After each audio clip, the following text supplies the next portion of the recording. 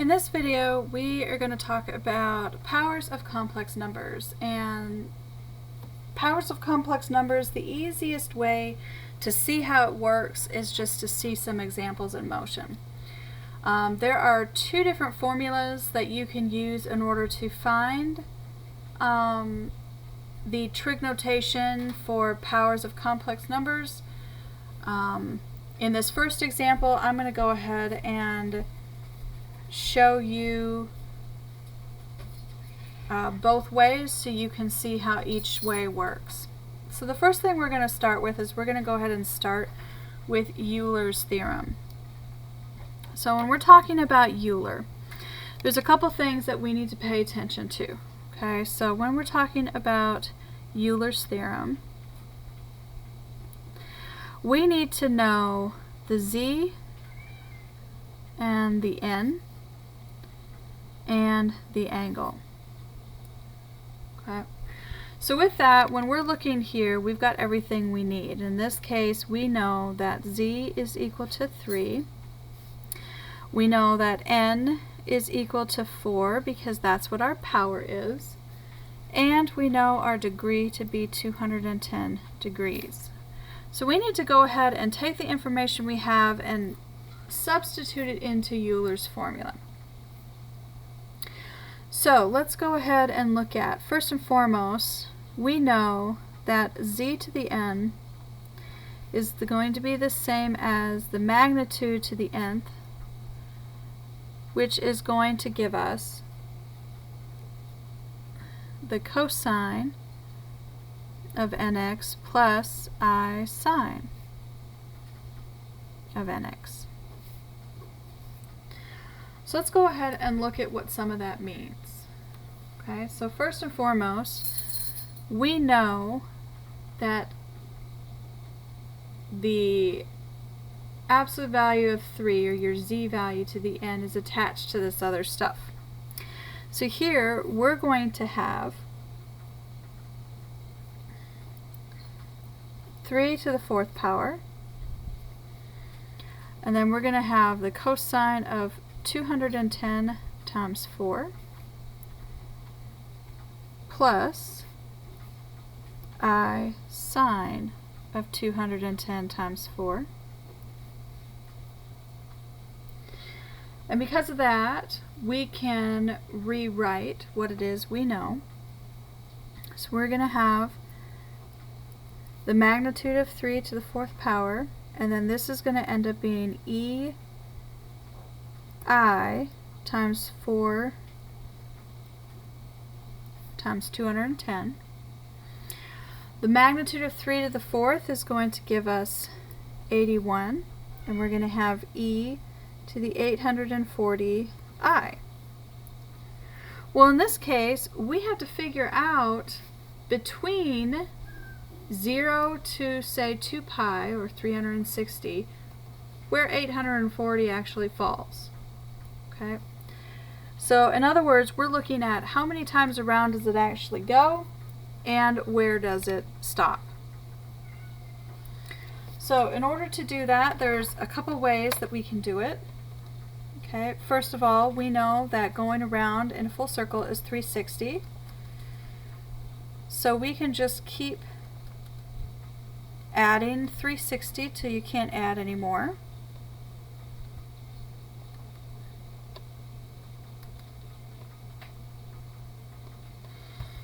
So if we go ahead and look here, we would start, if we started one time around, this would be 360.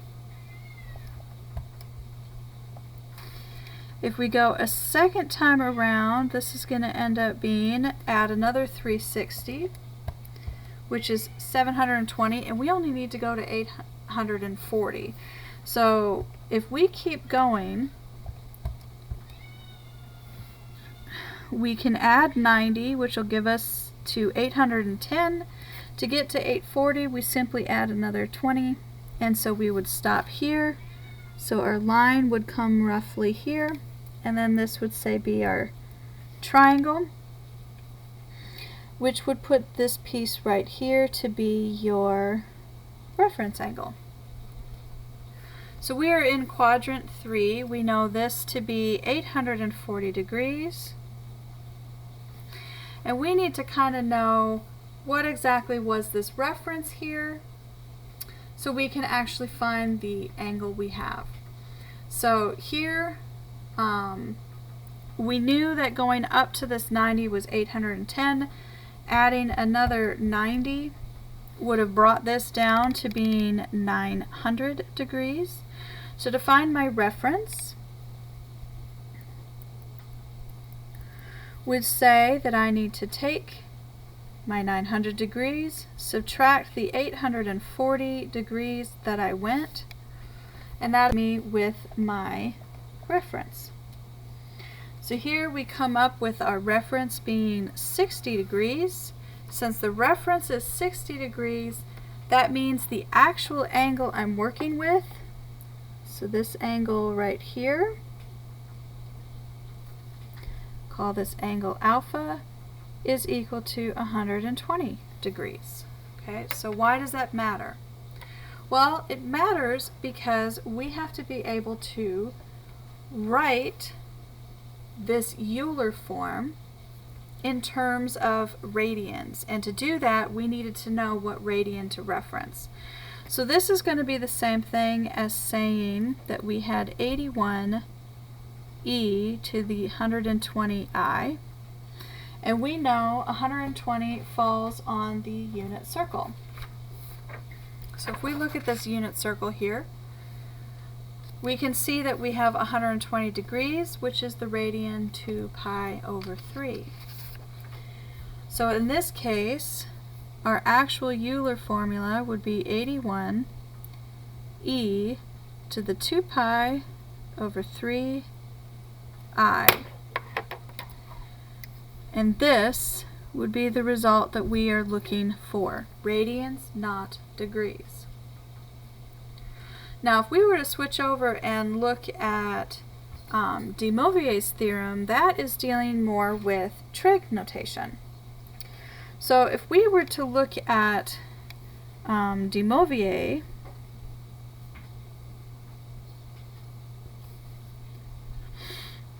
you can think that we are doing trig notation.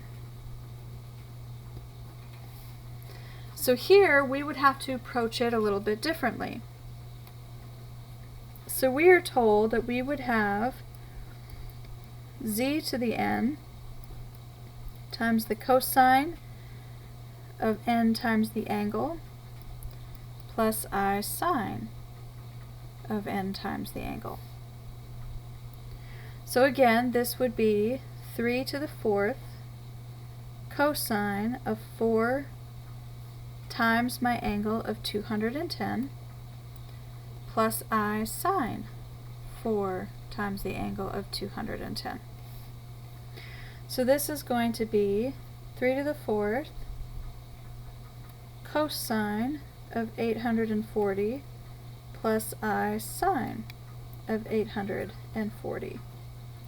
Again, 140 is too far outside. We would have to be able to shrink that down. And so this would give us 81. Since we already did it before, we know it's 120. So this would be the cosine of 120 degrees plus I sine of 120 degrees. So we can then write this into standard form. So this would say that we have 81 times the cosine of 120 is -1/2, and then we would have plus the sine, so square root 3 over 2 I. You have to multiply in, and so this would be negative 81 over 2 plus 81 square root of 3 over 2 I. And so this would be your standard form. Now if you look, you can see these two forms, they're very different forms, but if you calculate them out, they actually come out to be roughly the same idea. So when you're writing these or working these, you need to be very careful that you pay attention to which form you're supposed to use, but now you've seen them both. Alright, now what happens if we give you the problem but we give it to you in standard form instead of trig notation, and you still have to do the same thing? So with this, in order to actually do Euler's, the first thing we'd have to do is we would have to figure out the information based on our triangle. So here, we would look at just the point inside. So we have 1 minus the square root of 3i. So I have a positive x, a negative y. It's going to put me down here in this fourth quadrant. So I would go ahead and put my triangle down here. So this is going to be my reference angle. So I have 1, my y value is negative square roots of 3. And so this here would be my z, so I would go ahead and calculate it. So here, again, your z would be calculated as a squared plus b squared, which in this case is going to give me 2. And so here, what we're looking at is that my actual angle spins all the way around like this. Okay, so again, let's call that angle alpha. So when we're looking at alpha, because this is in my quadrant 4, we would have to do 360 minus your reference angle. So we need to know what this reference angle is going to be. So to find the reference, says that I can look at, say, the cosine. So I would have the cosine of my reference angle is going to be 1/2. And so when I look at that, that actually tells me that my reference angle is equal to 60 degrees. Therefore, to calculate my alpha, this would be 360 minus 60, which is going to give me 300 degrees. So if we're going to use Euler's formula, we've got a couple things again that we needed to know. So first, we needed to know your magnitude calculated to be 2. We need our n value, which is 5, and we need our angle, which is 300 degrees. Now the other thing that we do is we need Euler's formula, which again says that we are going to do the magnitude raised to the nth power, ei n theta. And so here I would have the magnitude of 2 raised to the 5th, e to the I, 5 times 300. So let's go ahead and start to simplify this a little here. 2 to the 5th is going to give us 32. E, we're going to have 5 times 300, which is 1500 I. So with that, I need to be able to figure out what 1500 is in terms of my reference. And so here, again, we could go ahead and give ourselves our little hint. And so we would start and we could go around once. So that would be 360.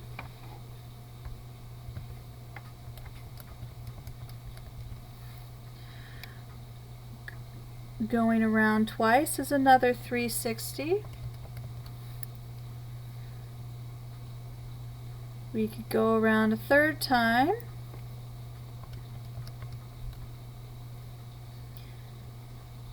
And a fourth time.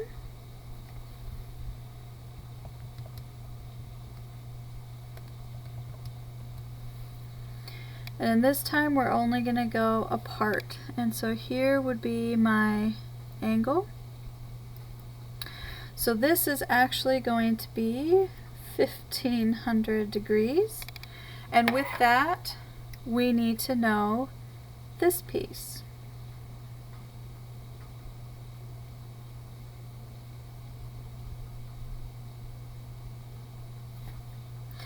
So this is going to be the same, this reference angle here is going to be the exact same as the angle itself. And so if we looked, we can see we went around in a circle 1, 2, 3, 4 full times. So in order to find this angle here, let's call it beta, we would say our beta is going to be that first we need to figure out how many times around was 4. So we went 360 degrees around 4 times, which is going to give us 1,440 degrees. We then had to go an additional 60 degrees to get to 1,500. So that means beta is going to be 60 degrees. So when we're looking at Euler's formula, this is really going to be 32e to the 60i. And 60 falls on our unit circle. So that means we have 32e to the pi over 3i. And that was Euler's formula. And then this again would be the answer that we were searching for. Now, if we want to, say, change up directions and look at the trig notation idea, then again, we would have to look at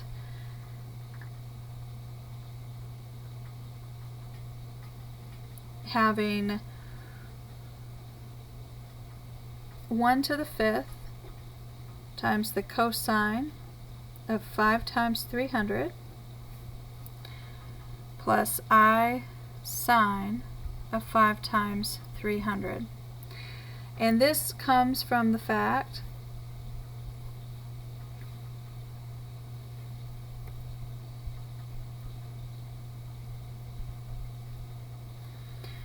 so we're going to have the cosine of 1,500 plus I sine of 1,500.